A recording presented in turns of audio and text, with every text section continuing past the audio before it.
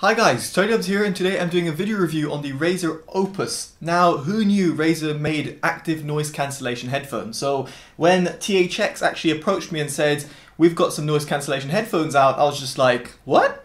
Okay. Right, these headphones cost around £200 and $200 in the US. If you live in these territories or indeed elsewhere, the locally link in the description below will take you to your localized Amazon store. So let's see what these are all about. First off, let's talk about what you actually get in the box. Well, you've got a manual and you've got a hard shell carrying case, which is actually quite nice. Inside, what you'll find is a place to put the headphones, and you've also got an interconnect and a USB Type-C cable as well for charging. You can see I've barely even used them. Now, the headphones themselves are actually pretty stylish in my opinion. The one I've got over here is the blue variant. They're available in a few different colors, but you can see straight away that they actually fold in, which is actually quite nice to see, whereas other headphones out there on the market don't actually have this functionality. So yes, I'm looking at you, Bose. Now, continuing on with the build, I was actually pleasantly surprised as to how they are built. They're somewhat an in-between of the Bose NC 700s, in other words, they're stylish, really well-designed headband, and the Sony WH-1000XM3s, which are a bit creaky but very practical in terms of using. In this case, these headphones don't have that creaky type of sound where the Sonys have. Of course, they are made out of plastic and they have hinges which are going to make a bit of noise, but other than that, I must say I'm actually really impressed as to how Razer have come about this in terms of the build quality and design. Now, the headband is adjustable, as I mentioned before, the cup swivel. I think you're not going to have a problem in terms of any sort of head shape that you might have. They're going to be comfortable. Speaking of comfort, these pads are fantastic. I really, really like them. It reminded me of the Bose NC 700s, whereby the pads themselves are very soft, very capable to be used with glasses. So I wear reading glasses when I'm at home, and I was very impressed to see that they didn't actually dig into the side of my ears. They're very soft and malleable, and at the top as well, there's a nice sort of padding at the, over there as well. So it means that the headphones don't kind of dig in at the top of your head. In terms of comfort, as far as that goes, I think Razer have really nailed it over here. Now, very much leading on from comfort is the headphone clamp. Now, the headphone clamp is what I would say is the absolute perfect blend between having a headphone which sits on your head when, let's say, you're walking or running, and a headphone that's not going to be too tight on your head that's going to cause you problems. Of course, this is subjective, depends on your head shape, but for me, I found that these headphones were the perfect blend between the NC 700s, which sit somewhat quite loosely, but are very comfortable, and the Sony XM3s, which are very similar in that respect, but a bit too loose, whereby they will fall off as soon as you start doing any sort of heavy exercise. Again, it's all subjective, but what I'm trying to say over here, the headphone clamp is done really perfectly, and I'm very, very impressed to say the least from Razer. Now, next up, let's go on to buttons. Now, it's quite interesting to see that the left and right indicator is actually very, very small to see. That's probably one of my biggest complaints in terms of the design of the headphones. It will be apparent when you start owning these and you see that where the ports are and therefore what's relation to the right and left indicator. But on the left-hand side, what you've got is an on and off button, which you can see is just powered off there. You've got a ambient/noise cancellation button.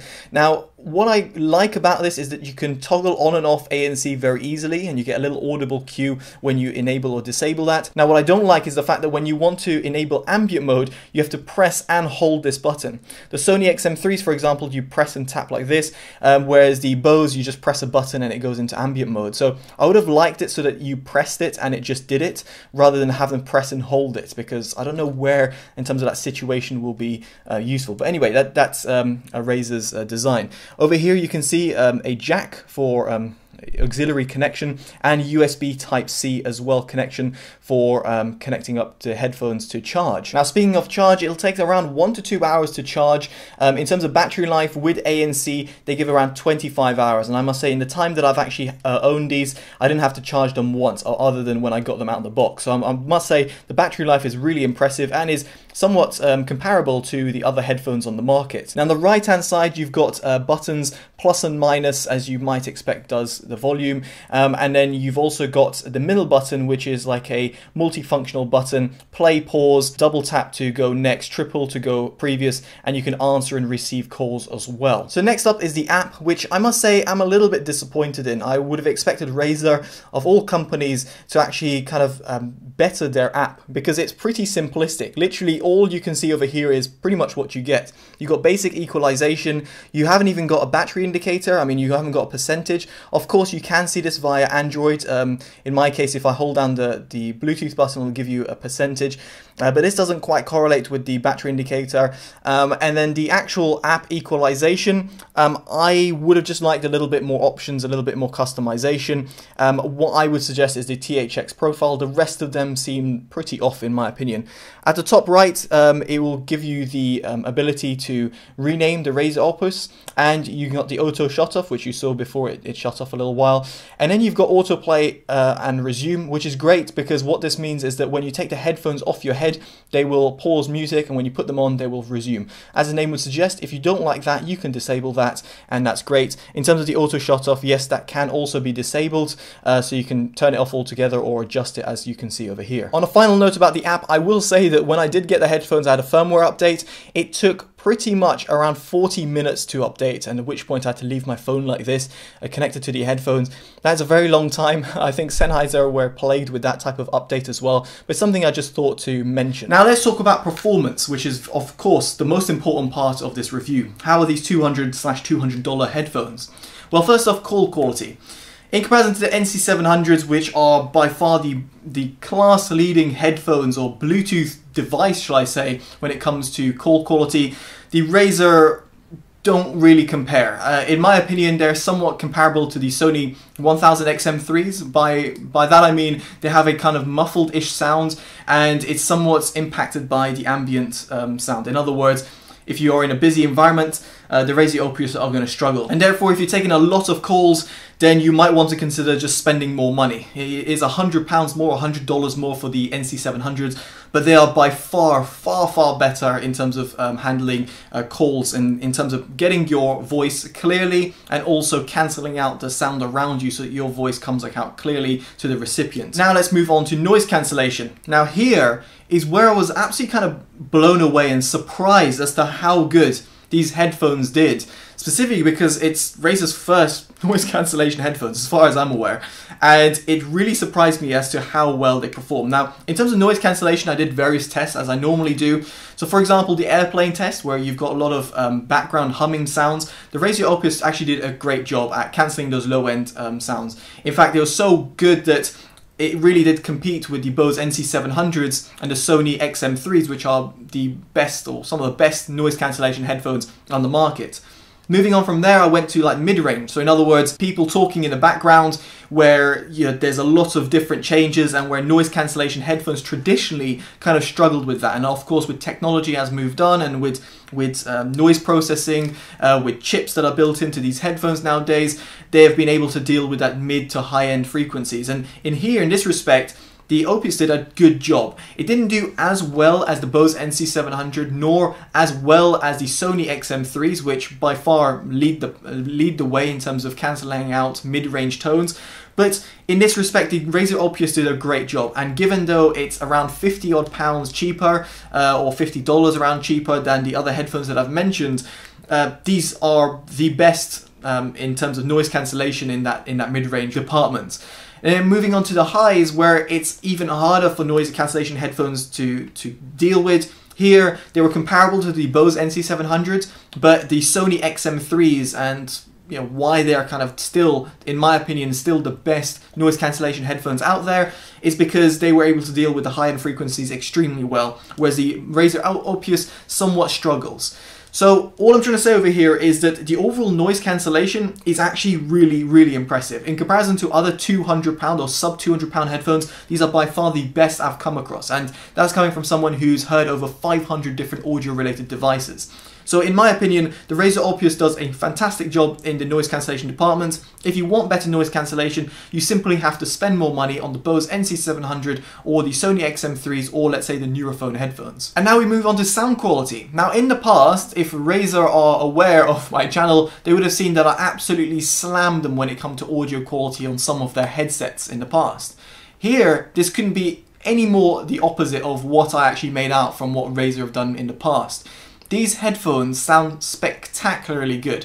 Now don't get me wrong, they haven't got this flash sound of signature. They don't have a perfect mid-range response, and they're not kind of geared like the Bose NC700s to more classical music or vocal sounds. But in comparison to the Sony XM3s, or indeed the Bose NC700s, I would say these are very, very comparable, to the point where I actually somewhat enjoyed listening to music more on these than I did on the Bose NC700s. And in comparison to these Sony XM3s, which have a somewhat wobbly mid-bass, these actually performed really well. So let's go through the sound frequencies for you. So first off, the sub-bass. Good type of rumble, good sort of extension, does cut off a little bit towards the low-end tones, but on the whole, very impressive. Mid-bass tones, controlled, precise, and very present, whereas the NC700s haven't got that presence, but have that control. The Sony XM3s have plenty of presence, but don't have that control. This somewhat combines both of those. The mid-range, as I mentioned before, somewhat pushed back, a little bit V-shaped, therefore warm sounding, but that's not necessarily a bad thing. Same very much like with the XM3s, that they do sound very fun sounding. NC700s on the comparison sound a lot more forward sounding and therefore will be more suited for classical music. But other than classical music, I think you'll prefer to listen to music on the Razer Opus. Now moving on to the highs, they don't sound overly extended, but they do have a good extension at that top end. They don't sound too sparkly, in other words, they don't sound ear-piercingly harsh. Of course, your mileage may vary in terms of your sensitivity of your hearing, but given my hearing pretty much tails off at the top end of 17,000 Hertz, it means that you can judge, hopefully via my own ears, that these headphones won't be annoying to your ear. And then finally, we go on to soundstage, where here, these headphones, very much like closed back headphones that they are, do produce a good overall soundstage. The width and depth is good, the instrument separation is very impressive, and even when I was gaming, I found myself to be pretty impressed by all of this. And to round off the sound quality section, I should of course talk about the Bluetooth technology, which in this respect, these have aptX support, which is better than the NC700s, but they don't support LDAC, for example, like the Sony XM3s. So they somewhat sit in between in terms of support. You've got AAC, aptX, and of course, the lower quality SBC support as well. So on the whole, what do I make of these headphones?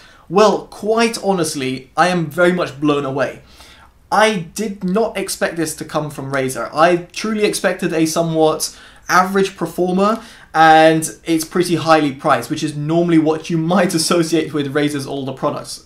But in this case, these headphones really surpass pretty much every expectation, to the point where I will say these are easily the best noise cancellation headphones under £200 or under $200, which previously I thought was going to be the Philips PH805s, or indeed other headphones out there which can be found on the market. These headphones really do a fantastic job, and I can't stress that enough. Again, they're not quite flagship headphones, whereby I'm comparing them to the Sony XM3s, which still lead the pack in terms of noise cancellation. They're not quite as well suited to everyone's ears in comparison to the Nuraphone headphones. They're not as quite sonically capable as, let's say, the Sennheiser Momentum 3 wireless, and nor are they as stylish as the Bose NC700s, and nor do they have the best call quality. But if you want somewhat of an all-rounder that does a little bit of everything and does it pretty well, then the Razer Opus will be your pick. So that's been my unbiased, unpaid review. Hopefully you've enjoyed this. If you have, make sure you give it a like, subscribe if you want to see more, and of course, favorite and share to always help the channel grow.